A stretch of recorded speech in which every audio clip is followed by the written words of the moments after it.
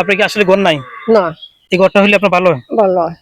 আসসালামু আলাইকুম প্রিয় দেশ এবং প্রবাসবাসী, আজকে আমি অবস্থান করতেছি নরসিংদী জেলা বেলাব থানা পাটুল ইউনিয়ন ৯ নং ওয়ার্ড মধুয়াটেক। আজ বরাবরের মতো চলে আসছি মানবিকের যে হৃদয় বিদারক ঘটনা, তারই একটি বিচিত্র ঘটনা।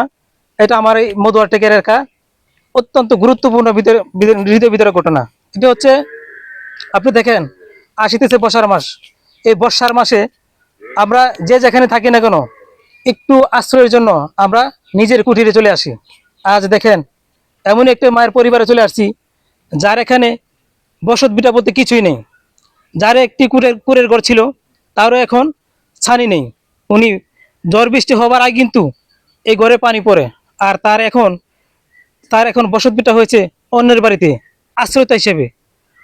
আমি এই বাড়ি থেকে অবস্থান করে আমার এত মর্মান্তিক হয়েছি যে আজকে আমার কোনো বলার ভাষা নেই।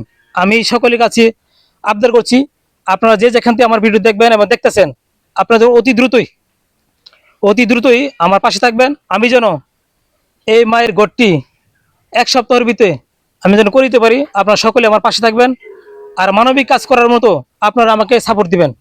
আজকে যার এই দুনিয়াতে কেউ নাই, তার অশ্রু ছাড়া আর কিছুই দেখতে পাওয়া যায় না।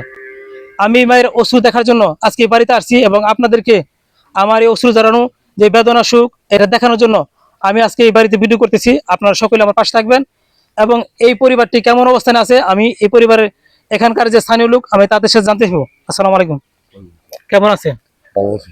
ওনার যে কিছু না, এটা ঘটনা সত্য? এটা সত্য। এখন ওনার কি দরকার?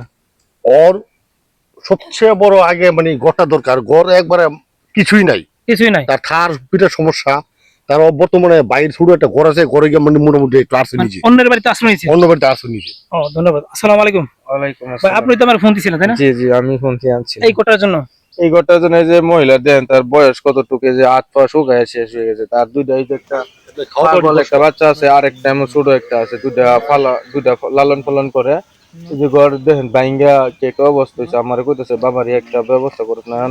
এই আমারও এতটুকু সামর্থ্য নাই যে একবারে কিছু করে দিব। এই কারণে পরে আপনার সমর্থ থাকলে আপনি নিজে করে দিতেন। সামর্থ্য থাকলে, কারণ এই যে দেন যে একটা অবস্থা, সবাই তো চায় যে একটু শান্তিতে বসবাস করার লাগে। আপনি কি আসলে ঘর নাই? না, এই ঘরটা হইলে আপনার ভালো হয়। ভালো হয়। সুপ্রিয় দর্শক, আসলে যার নাই কোনো অনুভূতি, তার হলো অশ্রু যারা, তার জীবনের স্মৃতি। আমি চাই আজকের এই ঘরটি যেন অতি দ্রুতই করে দিতে পারি। আপনারা সকলে আমার পাশে থাকবেন এবং সর্বোচ্চ সহযোগিতা চেয়ে আজকের মতো এখানে শেষ করছি। আসসালামু আলাইকুম।